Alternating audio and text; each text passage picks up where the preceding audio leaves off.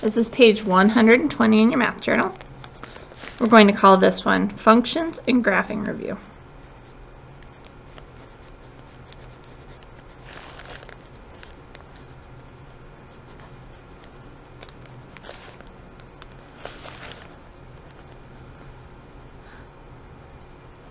Now this one's going to take up 2 pages only because we have to draw such big things.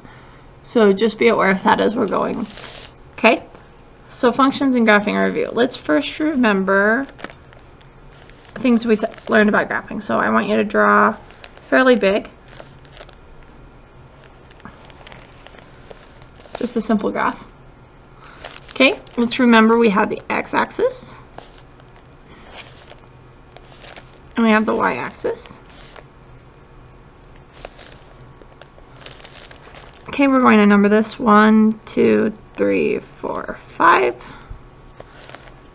1, 2, 3. It looks like I can only squeeze 4 in there. Negative 1, negative 2, negative 3, negative 4, negative 5. 1, 2, 3, 4, negative 5. This one here would be 5 up here a little higher. Okay, so when you have a graph like this, you need to remember what an ordered pair is.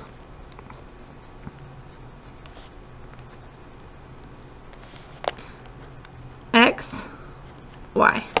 So if I'm going to graph the point 2, negative 3, that means I'm going to go 2 to the right because it's positive 2.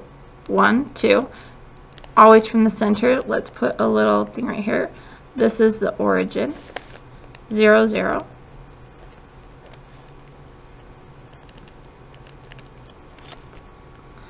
Okay, so the origin's right there in the middle. So if I'm plotting this point, that means 2 to the right, positive 2 over, and we always do x first, and then negative 3 means down 1, 2, 3 units. So right there would be 2, negative 3. Okay, the next thing I want to do is a quadrant.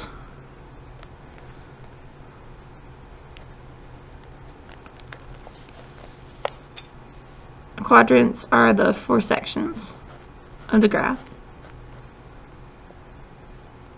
There's quadrant 1, quadrant 2, quadrant 3, and quadrant 4.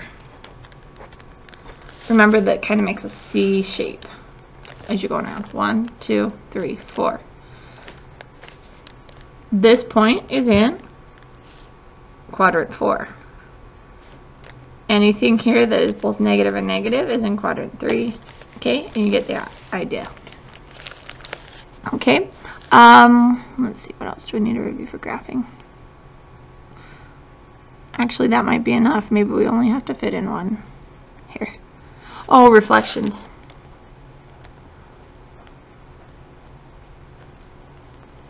Okay, a reflection is a mirror image.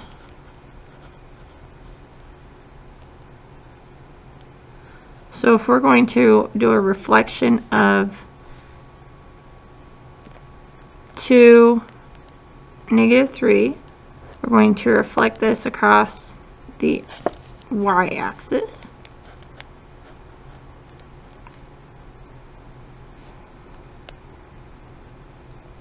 Okay, if I'm reflecting it over the y-axis, I'm looking at where it is, my line of reflection, that's kind of like my mirror line, and I need to be in the same place but in the opposite direction. So since this is 1, 2 over, I'm going to go 1, 2 over. That would be my reflection point. So if I called this point A, this would be A prime. That means it was my reflection. So its reflection would be at negative 2, negative 3.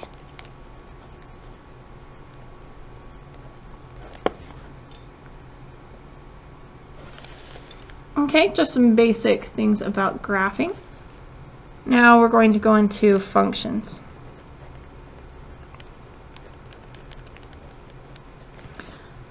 Okay, 2 major things you have.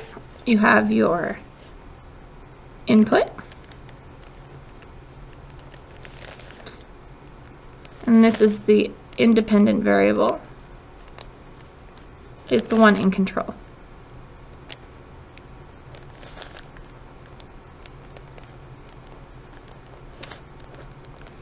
Put in parentheses, in control. Okay, the output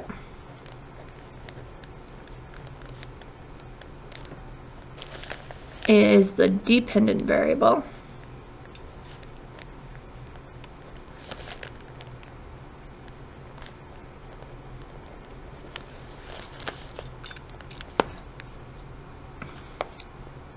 And this is the one that changes because of the input.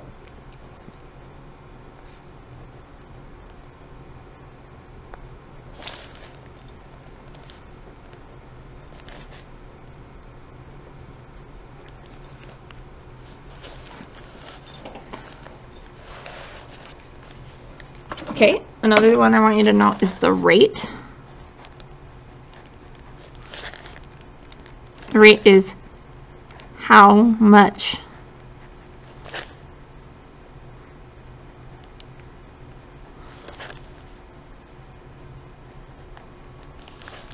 the input changes each time.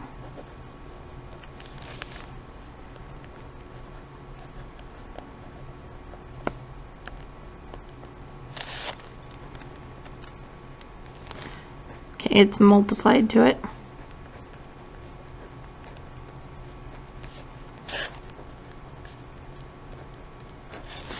And then there's a starting point.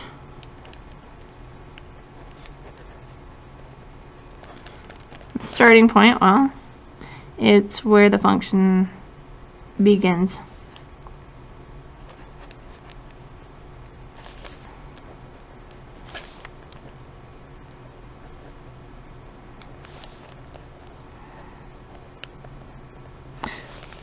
So let's do an example story here.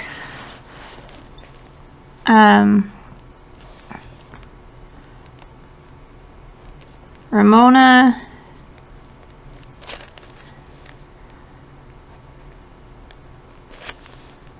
has $15. I'll just do a dollar sign. If she earns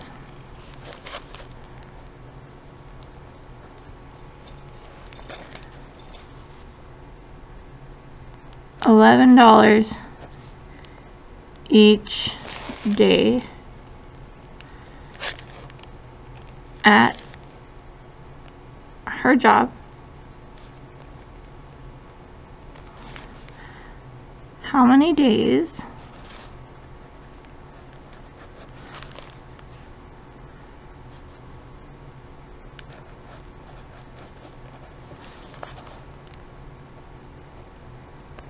until she makes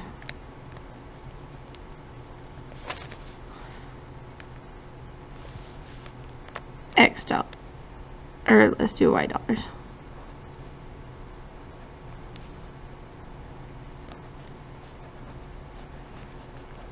Okay, why I'm doing Y dollars is because I'm saying for any amount of dollars.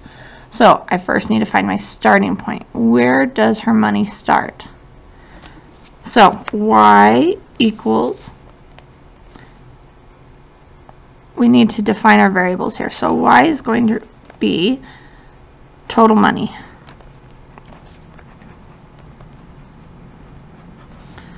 Okay, X,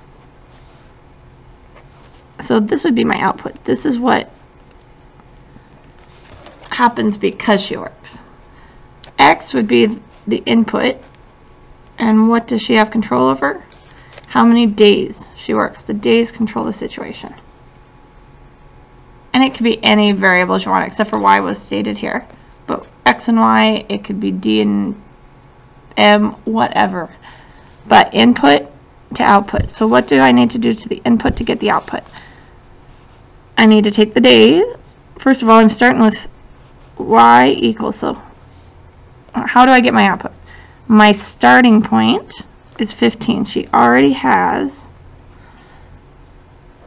$15. Now, as she's earning money, that's going to be added to what she's getting.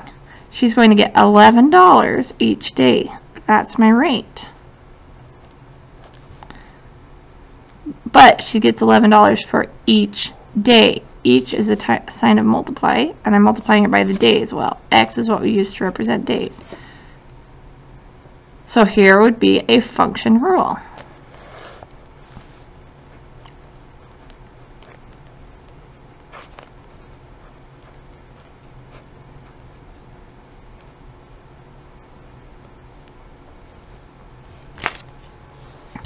Okay, when you have that, a lot of times you're going to need to graph your information. So this is where the second page is going to come in. So we have our function rule.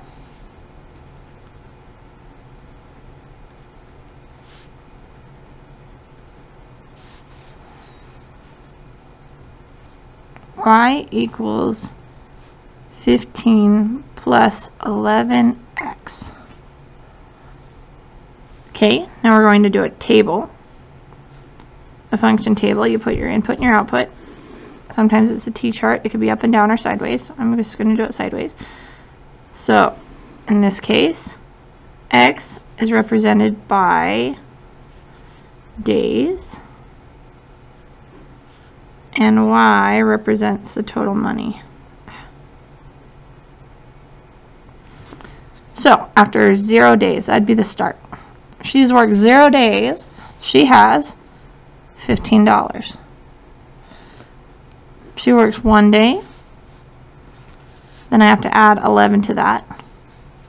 Or I can use my function rule and just say 15 plus 11 times 1. And that would be 15 plus 11, which is 26. 2 days, add 11 more, or 15 plus 11 times 2. 11 times 2 would be 22, using my order of operations here.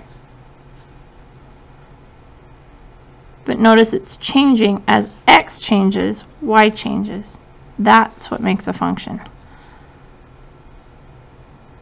So this would be 37. Okay, what if we wanted to up it? We don't have to go 0, 1, 2, 3. We can go up to 5. What if she works for 5 days? 15 plus 11 times 5.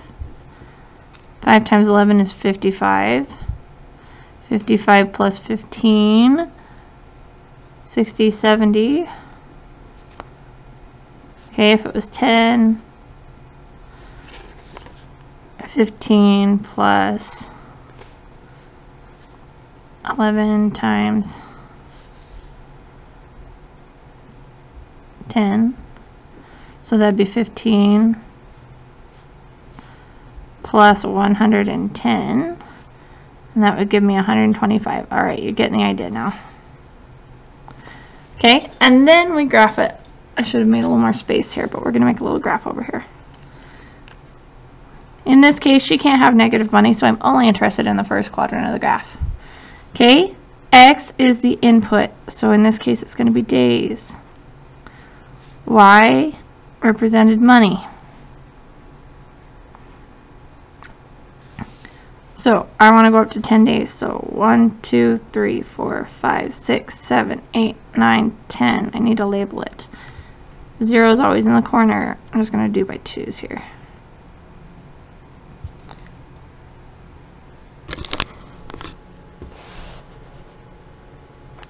Okay, money-wise though, I needed to get up to 125, so maybe I want a number by 25s. 25, 50, 75, 100, 125. Oh, that's a little blurry. Let me fix that.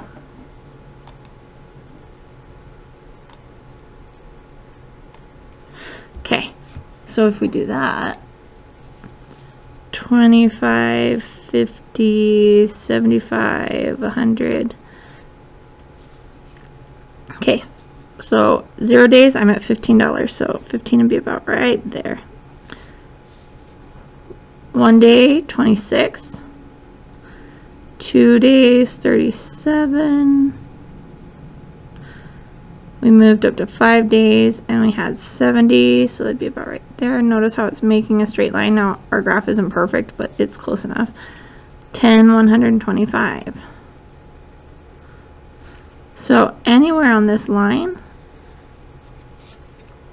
that's showing the relationship between her money and the days worked. Okay, I'm going to do one more. I just want to show you if you're graphing a line. Sometimes you'll just be given an equation to graph a line, so I want to make sure that that is clear to you. Zoom back out and move my... There we go. Okay, I promise this is the last one. Let's say you have the equation y equals 20 minus 2x. Okay, you need to have a graph, but I want you to pick this one apart for a minute. Notice here, y equals, that's my output. My rate is always with my input. X is the input. This is your rate.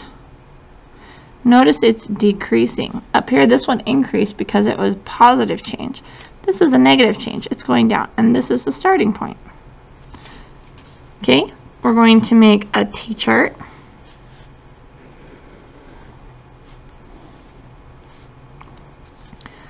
So x we're going to pick, and we're going to figure out what y would be. I always like to start with 0. I'm just going to do 0, 1, 2, 3. Okay, so y equals 20 minus 2x. We're going to do like we did up there. So y equals 20 minus 2 times 0. Well, 2 times 0 is 0. 20 minus 0 would be 20. So on my graph, I'm going to have to plot 0, 20. Let's make a few more just to see where this is going to go. Put in 1. 20 minus 2 times 1. That would be 20 minus 2. And 20 minus 2 is 18. Plug in 2. 20 minus 2 times 2. That would be 20 minus 4. 20 minus 4 is 16. You're seeing a pattern over here as long as this is skipping 1. Let's do 5 here just to show what happens when you skip. 20 minus 2 times 3, that gives me 20 minus 6, which is 14. 20 minus 2 times 5, that gives me 20 minus 10. 20 minus 10 is 10.